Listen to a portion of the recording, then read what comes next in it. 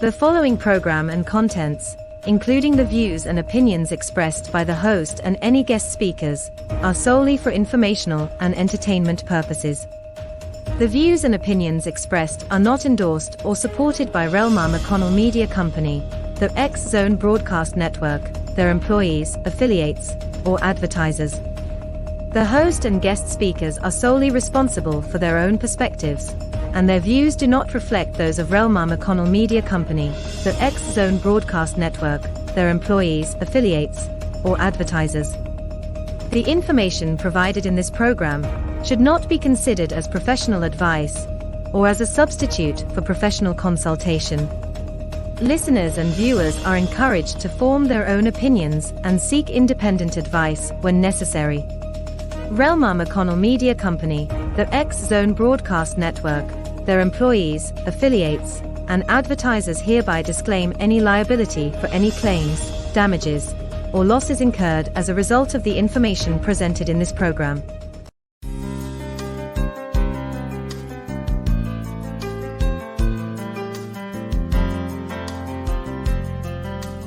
Welcome to Mission Evolution Radio Show with Gwilda Wiyaka, bringing together today's leading experts to uncover ever-deepening spiritual truths and the latest scientific developments in support of the evolution of humankind. For more information on Mission Evolution Radio with Gwilda Wiyaka, visit www.missionevolution.org. And now, here's the host of Mission Evolution, Miss Gwilda Wiyaka.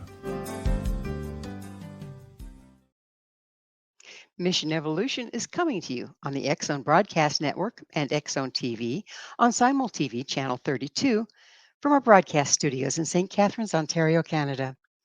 This hour will explore the secret healing power of emotional embodiment.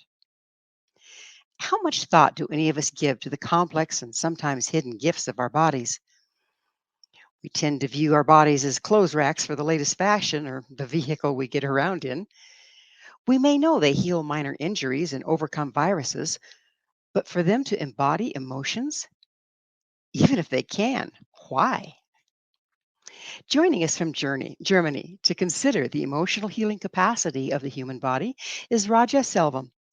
Dr. SELVAM is a licensed clinical psychologist and the author of The Practice of Embodying Emotions, a guide for improving cognitive, emotional, and behavioral outcomes.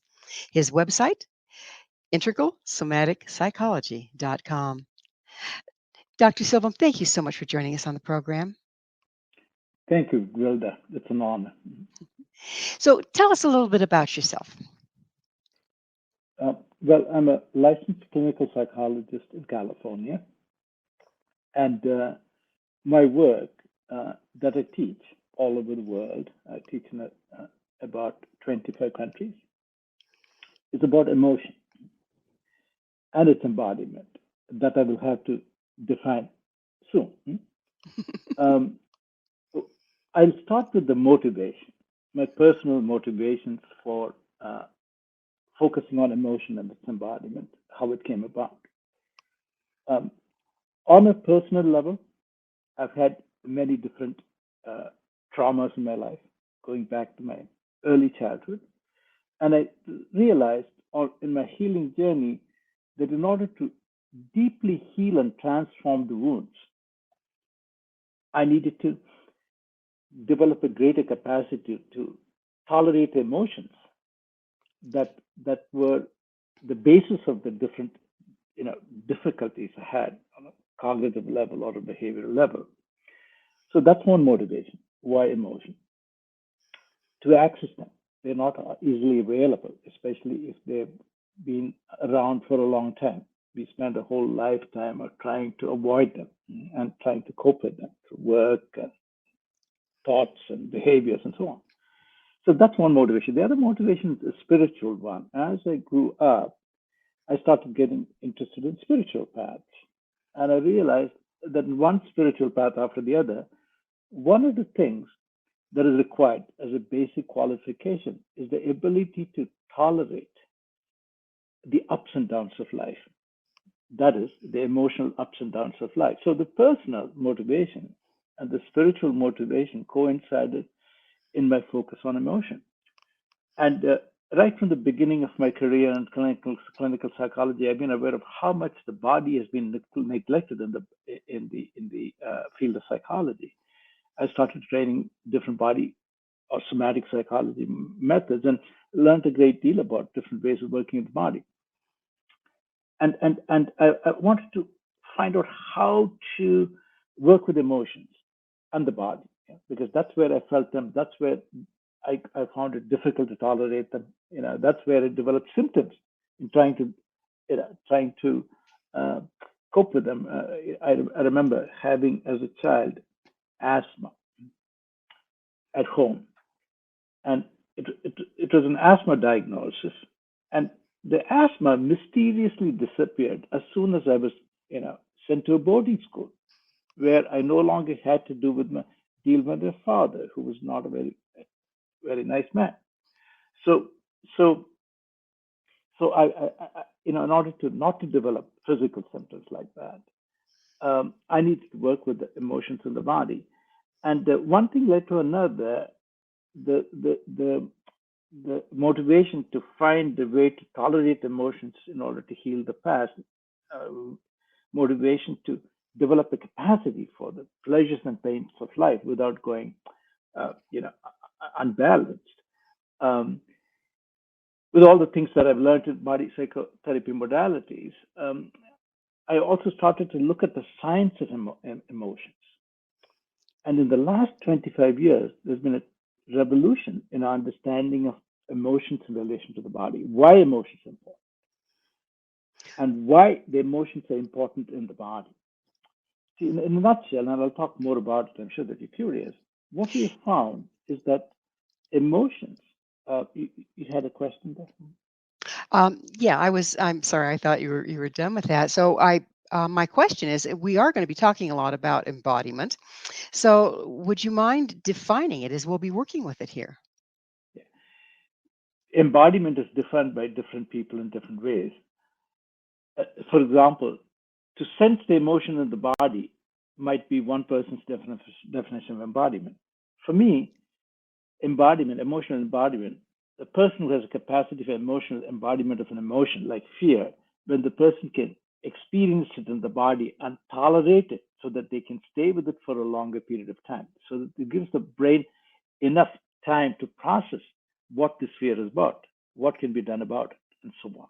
So S- So break that down a little bit for us. What do you mean experiencing fear in the body? I mean, you go into fear, and of course, it has body reactions. Are you saying pay attention to that so that your brain has time to catch up, or what are you saying here? yeah, it's true that the body has reactions to the fear, but the fear itself is generated in the body. It is generated in the body. The heartbeat increases, the chest muscles constrict, or the lung tissue could be inhibited.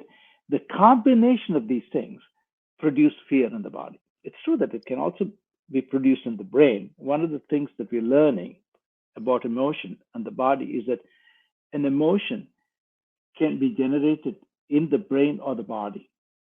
Sometimes it's generated first in the brain, sometimes in the body. But if it's an unbearable emotion, it is quickly spreads. If it's not inhibited by the brain, it spreads quickly to the rest of the body. So for me, embodiment is to be able to sense an emotion like grief or fear or feeling bad to as much of the body as possible.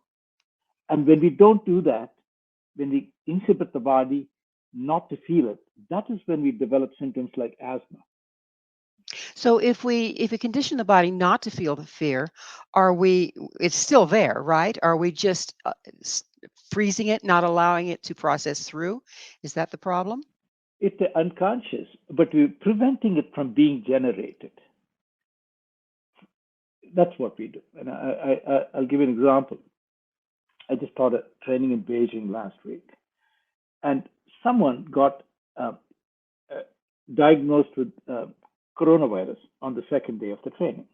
Delightful. This triggered a great deal of fear of dying in one of the participants. When I heard that, I chose to demonstrate the work with her. Yeah. So I got her to feel the fear in the body. It was only a little bit, and we'll talk more about how to go about expanding the emotion in the body in order to create a greater capacity for it. And we might even talk about the steps of doing it so that listeners can start to try to apply the technique themselves. So the bottom line is that after I've done working with her, the next day she came to me and said, I feel stable. I don't know why. What happened? We didn't do much. You just had me sense the fear of the body and spread it to a few places. And it was not even for that long. And then we noticed what changes happened in the body. You see, what happens when we create a capacity for a feeling of fear that we cannot tolerate it, shut it down, we open it and create a little bit of capacity with the support of the other, the body opens up. When it opens up, you can breathe better, right? When it opens up. But it also connects us to the rest of the world. We depend on gravity, we depend on this, we depend on so that actually made it very stable. And then she was really surprised. And she said, I don't know what you did. I'm not afraid. And I'm stable. In fact, I'm processing other things on top of that. This is training, practical training. And I said, yeah, that's because you faced it and you embodied it. And that was the outcome. Well, so far it's about as clear as mud to me. So, Good, wonderful. I was concerned whether it could communicate because not many people know that the emotions can be, felt in the body, tolerated in the body. I'm talking about the field of psychology. Many therapists were taught, it's not their fault, that brain, cognition, emotion, and behavior, they're all a product of the brain. There's no doubt the brain is involved in emotion, cognition, thinking, and behavior. But what we're learning in the last 25 years or so is that cognition depends on the body. All kinds of cognition, including abstract learning. Behavior obviously depends on the body, about what I say, what I don't say, what I do, what I don't do. But it turns out that in addition, if we shut the body down because of emotion, that's often how it happens, because we cannot tolerate the fear, the grief, and feeling bad. Sigmund Freud found out a long time ago that brains don't like to feel I'm pain. sorry. We're going to have to pick up on Sigmund Freud on the other side of a station break. Dr. SELVAM and I will return shortly, so don't go away. This is Mission Evolution, www.missionevolution.org. What does our physical body have to do with emotions? With us this hour discussing emotional embodiment is Dr. Raja SELVAM. His website, integralsomaticspsychology.com. Dr. Raja, we were trying to come to some place of understanding about what it is to embody emotion and why it's important. And you're about to tell us what Sigmund Freud came up with. Well, Sigmund Freud said early on in his career that brains don't like to feel pain. And they prefer pleasure.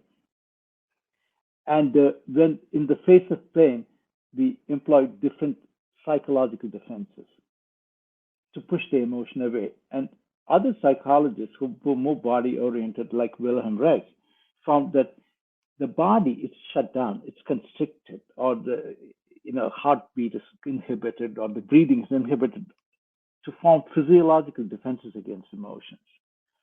And when we do that, the body is not available, not just for emotion, it turns out, it's also not available for optimal cognition and behavior. And that's what we're learning now in this century, that for optimal thinking, behaving, and for emotion, we need to have the body open. But what shuts the body down often is a difficult emotion. And there are other experiments that show that it's the presence of emotion in the body that enables the brain to process the emotion better. For example, there's one interesting experiment. Just blocking the emotion from the face that's in the brain can prevent the brain from processing the emotion and the situation that it is in. And these are the scientific findings that I ran across and became excited about and incorporated in my approach. So when we take an emotion that's difficult. Now, so, it doesn't have to be a very defined emotion, such as grief or loneliness. It can be just feeling bad. Emotion, what is emotion? Emotion is the impact the situation has on us, right? We say if the emotion if the situation makes us feel good, we say it's a good situation. If the situation makes us feel bad, we say it's a bad situation. But feeling good and bad are emotions. We don't have to be looking for certain emotions that are hard to come by. So we can start there, feeling bad. That's the effect that situation has on me. Let's say the loss of a job, then, or the political situation, for example, these days. Then I can sense where it feels bad in the body. I can expand feeling bad to different places, even though you might say, why make it bigger? Because when you spread the emotion, it spreads the impact. It's like trying to lift a heavy bag with two arms as opposed to one. It's less of a strain on the body, and that's what we experience as difficult or not difficult. And therefore, it becomes more tolerable. We can be with it longer, we can process it, and so on. And that's what we're finding repeatedly. And I'm so glad that the science is there now to support the understanding of emotion in the body, and also how, if you expand the emotional experience, the brain can actually process it better, and it can also make it more tolerable from the from spreading the impact of the emotion on the body. Well, let's take this down to nuts and bolts by looking at a very small child. Okay, when they're not necessarily pre-verbal, but pretty young, say 2. When we watch the child, they don't guard their expressions. If they dislike something, you know about it right away. They will emote it with their entire body, throwing themselves on the ground, kicking and screaming. Is this what you're calling embodying and emotion and moving it through the body? Not necessarily. In fact, they are expressing the emotion. Expressing the emotion can actually, spread the emotion throughout the body. That is true. That is true. In fact, what we find is that if we don't express the emotion, it becomes harder to access the emotion. That is true. But a 2-year-old child, we have a couple of them across the street, and we enjoy them very much. They're yelling and screaming and banging things because they cannot tolerate the impact of the emotion, the impact of the situation on their body. That is why by yelling and screaming, they're trying to expel the energy. Right? We cannot do that as adults. Right? As we grow up, we need to be able to tolerate emotions. And as said, if you tolerate the emotion, the brain has a lot more time to figure out what to do rationally. Right? If we tolerate emotions, help me with this one. Are you talking about tolerating emotions as in lock it in the body, stop it with the body, and then let it move slowly? How is this? What's the No, mechanics here? the mechanics, that is one way to tolerate, right? Like grin and bear it. That's strategy, right? But that will not work in the long run. If it's a momentary emotion, that does not cause a problem. But if you have a loss, we have been significantly affected. We can, do that, contain it. But then, if it continues to be a problem, then we have to open our body to it so that we can experience the emotion in as much of the body as possible for as longer period as possible, which becomes easier. The more you can expand, the longer you can be with it. We're talking about creating a greater capacity for tolerating the emotion that way, not by holding everything in, which can only in the long run lead to symptoms. Yeah. So, if you describe to me how what's the optimum way of doing it? So, say I'm impacted with sudden grief. So, what would my steps look like so that I can experience it in my body rather than just lock it up there? I would say I would accept the grief. I would accept the grief. I've lost something, and it makes sense for me to feel the grief. I'm not going to feel the grief forever, but if I push it away, it's going to take longer for me to get over the loss. So, and I say to myself, grief is something as big as this, involves the whole body.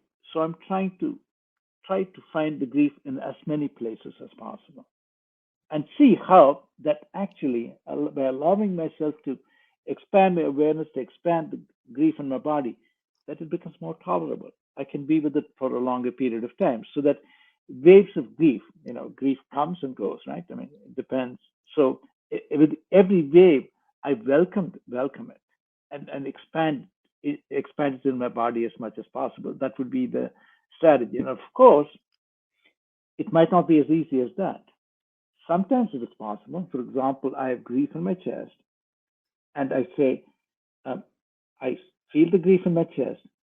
Maybe I can allow my awareness to expand to more places in my chest to support the grief to expand more in my chest. That might work. But strong physical defenses can be there. Strong energy defenses can be there. So what do? So I might have to put my hand there. It turns out that I can use my own hands with intention to help to undo the defense. So I might put a hand in the place where the grief is in my heart, place the other hand on my lung, left lung, for example, and say, see whether that helps me to expand the grief, not to make it go away. I can also do that to say, make it go away, which is what most of us do. I can do that and see whether it can expand to more of the chest and see how it actually is becoming more tolerable. Or it could be, I have a hand on my chest with the grief, and I might put a hand on my belly. Now, what happens is that there's a principle. There are principles of energy. One principle is that where I pay attention to in my body, more energy gets generated there, and more experience gets generated there.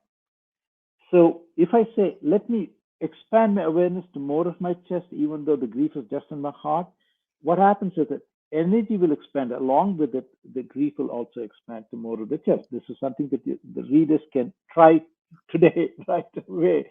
And that's why I'm being that specific. Or it could be, the second principle of energy is that if I connect two places in my body, the energy will connect between the two places sooner or later. And when it does that, the experience will also connect between the two places. So it could be that technique to also find my fear in my belly, when it's in my chest. And then people will notice it's more tolerable. And that's exactly what we're going for. So using the body as a container to create a greater capacity for tolerating the emotion. So is the first step, okay, an emotion hits us, and then we pay attention to where it shows up in our body and then start working with it there? Exactly. As soon as it shows up, it might show up on the brain only. And then you say, you accept the emotion. You're not going to push it away. And then be curious. Let's see what Roger is saying this. Let me see whether it's true for me, because I have emotions all the time, right? I have the body all the time. I'm alive. So let me see if I can find it in more places. And if I cannot find it in more places in my body, can I do something more actively to spread it to more places? That would be my approach. And it turns out that that's possible. So the recognizing where it is in the body, and then paying attention to where else it might manifest, or Yeah, you might be yeah, getting symptoms. yeah.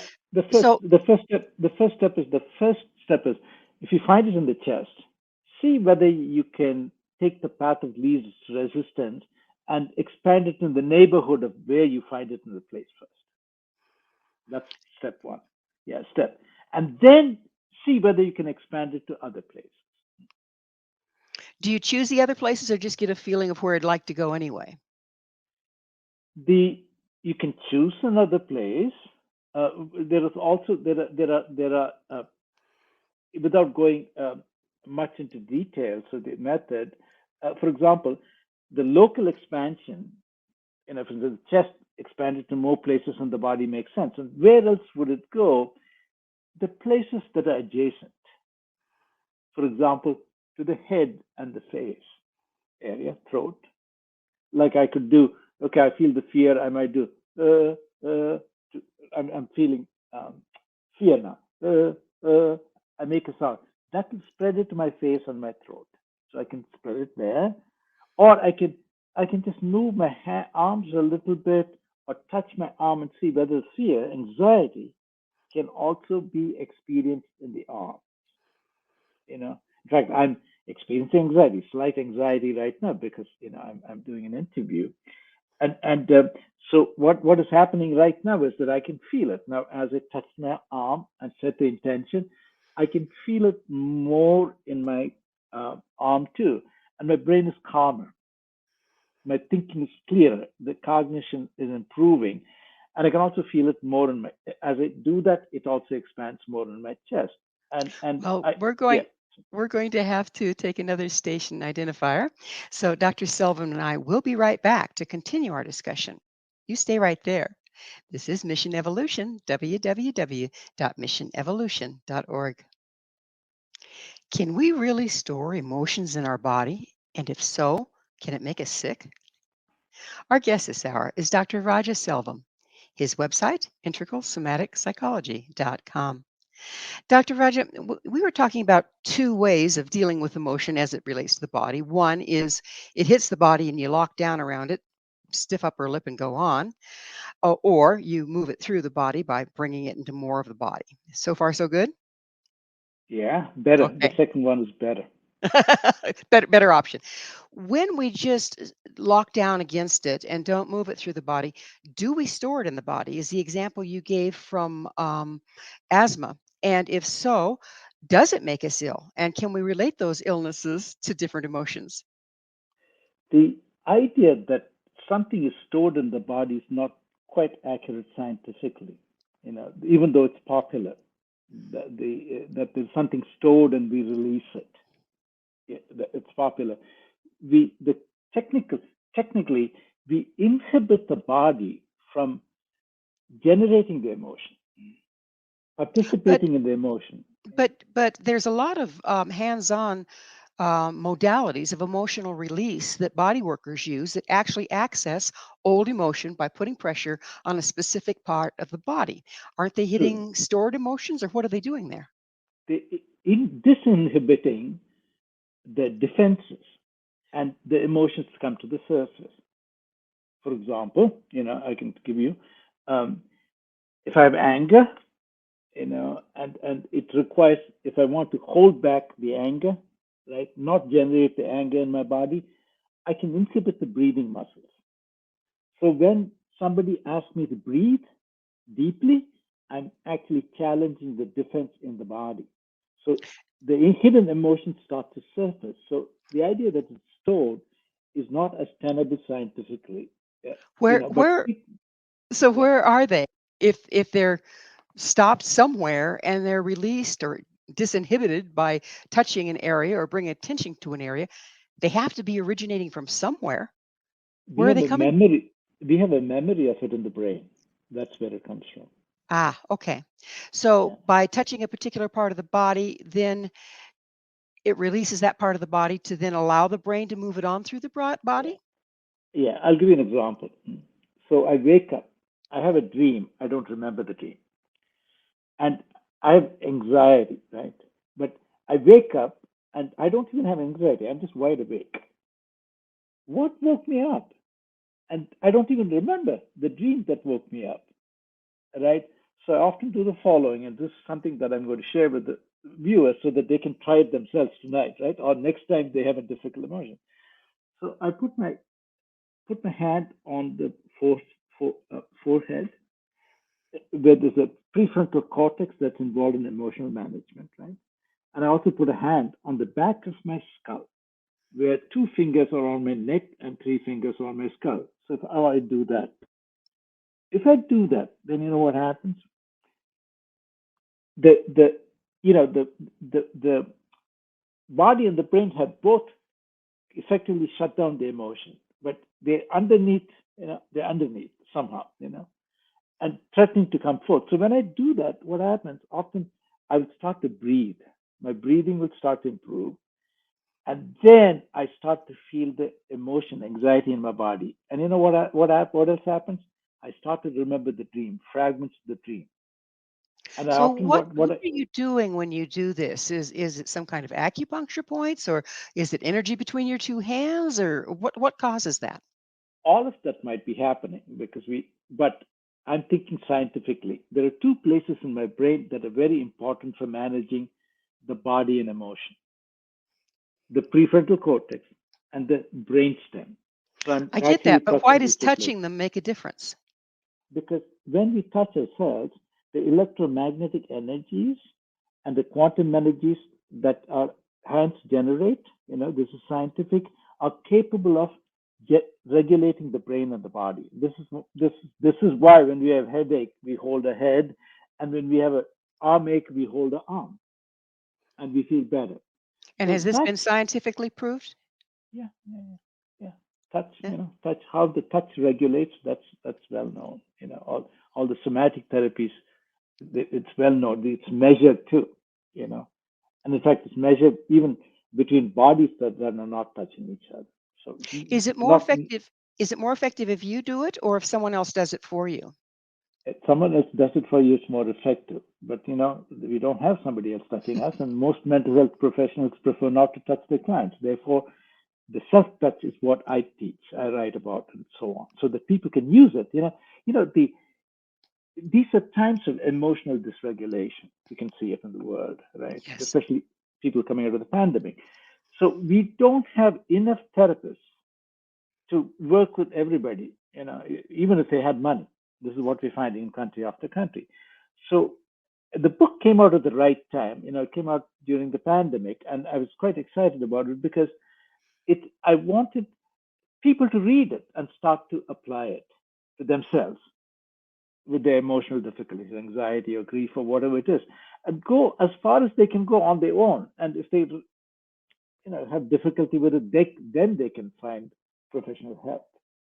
So, so it's important that this knowledge needs to be out there. It needs to be out there. People can use it. Parents can use it with the children. This is my hope, really, because we really don't have enough mental health professionals to meet the demand of all the emotional dysregulation. We have I'm doing a 1 day workshop for Ukraine, on 15th of August, and I'm doing that. There's so much distress there, so much shock there. These are all emotions. So how do we help them? So this is what I'm going to be teaching them how to do, how to work with the children and so on. So, emotions have been around since people have been around. Why now are we having so much difficulty that makes this kind of work necessary? This is interesting, and I think it's a number of factors coming together. Number of factors coming together. I think one is the political polarization and the modeling of emotional intolerance rather than tolerance. Yeah, that is one thing. The other thing is, over time, psychology in itself, it's trying to move toward managing emotions, getting rid of emotions through medication, through techniques, etc. Whereas the ancient wisdom has been all around that the only way for a person to grow is to gain more emotional maturity. And the emotional maturity comes not by pushing emotions away. Emotions are inevitable. Ups and downs are guaranteed. Buddha said that, right? So other people have said that too. So it's developing the capacity for emotions that makes our boat, so to speak, more stable in the turbulent waters of life. And there is, of course, the pandemic. I think that contributed a great deal to anxiety. There's inflation. It's one thing, and the world is not necessarily going in the right direction in terms of climate conditions and so on. So I think there's a number of factors: overpopulation, scarce resources. We can go on and on, but the fact is that we do have these difficulties, and whether we are in times of peace or war, we do have in our lives ups and downs. So we need to deal with it, but it's more now than before. Well, there's something that we also have, particularly in the Western culture here, that wasn't around in indigenous times, and that's this aversion to touch. We're taught not to touch children because it might be mistaken unless we're their parent. Yeah. I went to the hospital and the doc stuck his head in the door. He never walked in, looked at me personally. He never touched my body. Mhm. Um, it used to be, that people would check you out, touch, hug you when you needed a hug. that seems to be disappearing more rapidly. Do you think that the lack of touch in our society is a big part of this? I think that's a big part of it. I think so. I think I'm not the first one to talk about it. In fact, the children need a lot of touch, Mhm.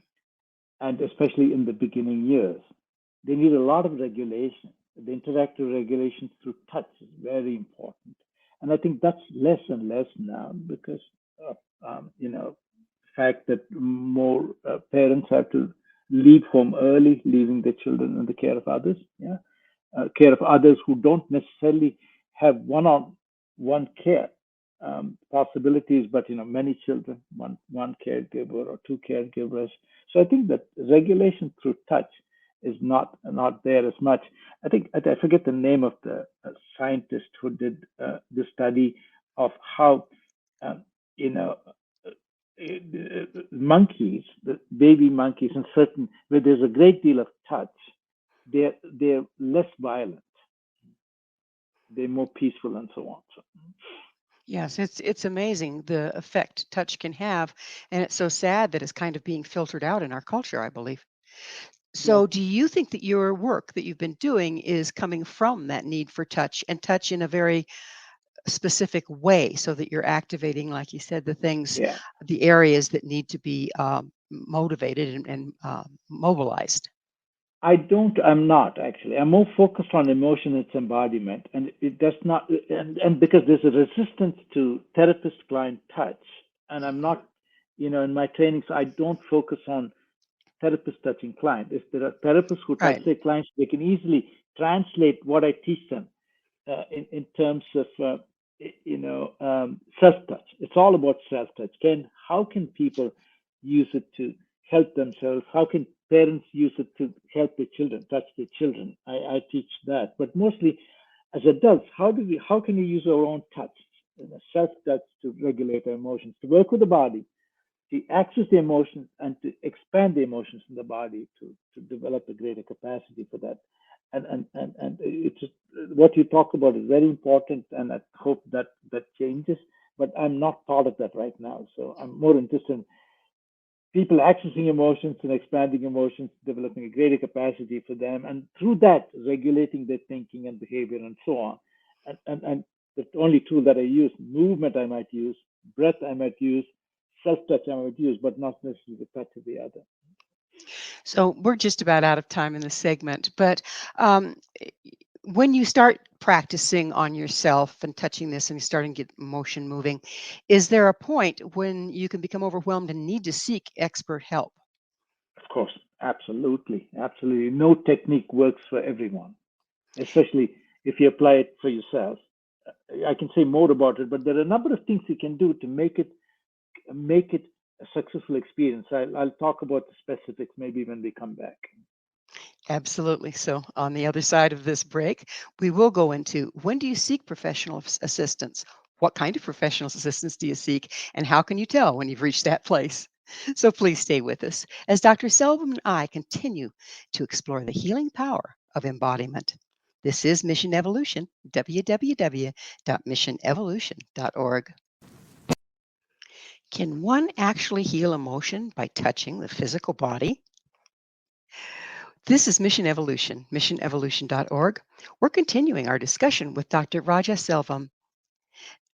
As promised, Raja, we were going to discuss once we start working with the modality that you've developed and using self touch in specific places to try to move the emotion, allow the emotion to process within the body rather than being blocked.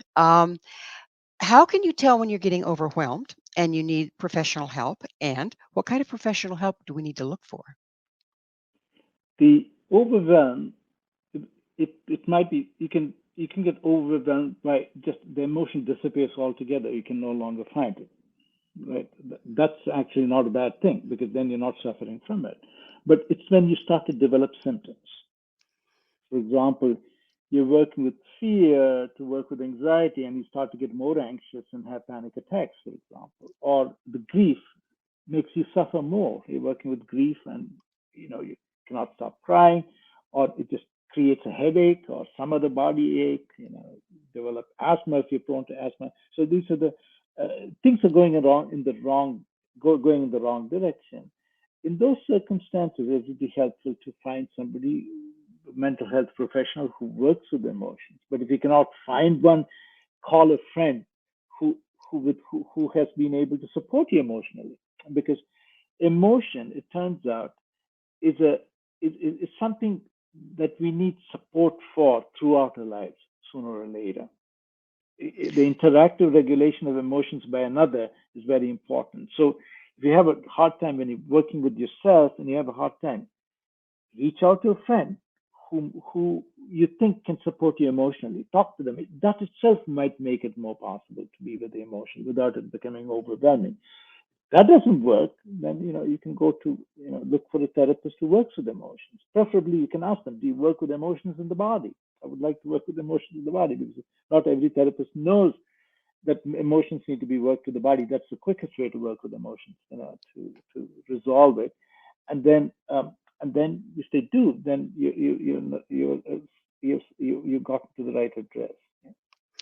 When we have spent a lifetime blocking our emotions and not allowing them to be embodied, and we start working with them, is it possible to have a huge backlog? When you start working, it's like opening a dam. That is true. On the other hand, it's not as though we have storing, like have memories of every emotion to every instance that has happened. It's cumulative. Right now I'm here today. My emotional reaction to being interviewed by you, for example, is a sum total of all the prior experiences I had of being interviewed. Either on television or radio or wherever. Yeah. So it's the combination. I'm always looking at how am I responding to something today, and I'll work with that emotion. Sometimes that might bring up a strong memory of a past event where I got anxious, etc. But usually that's not important, because I can just work with this emotion. I'll give you an example. No, there's even on my website a short video under the book page of myself working with my own anxiety. I'm talking to you, I'm okay. But if I have to tape a lecture like this by myself with nobody present, by turning on the video camera, my inner critic gets louder. There's nobody else, right? And so I was trying to create a video when the book came out, and I couldn't do it. I was avoiding it all the time till I decided, let me use this very anxiety that I get anxious when there's nobody there, and I started to